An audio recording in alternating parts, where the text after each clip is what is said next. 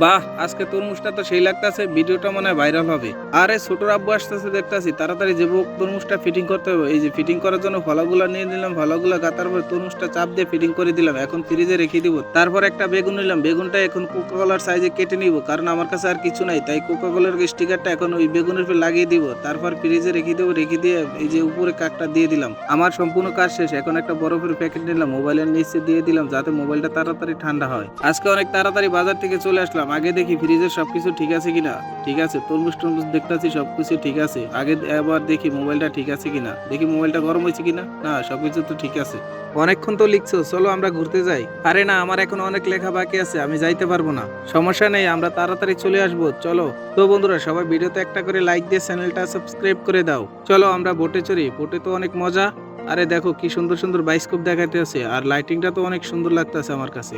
আরে আম্মু বাসায় আসতেছে, তাড়াতাড়ি বাসায় যাইতে হবে, নাহলে খবর আছে। টানাটানি করতেছে কেন, আর একটু দেখি, দাঁড়াও। আর দেখা লাগবো না, চলো। ওই যে আম্মু আইসা পড়ছে লিফটের কাছে, তাড়াতাড়ি আমাদেরকে সিঁড়ি বেয়ে উঠতে হবে, কারণ লিফটে জ্যাম আছে, তাড়াতাড়ি আমরা সিঁড়ি বেয়ে উঠতে পারবো। আরে দরজা দেখি খোলা আছে। এ, বি, সি।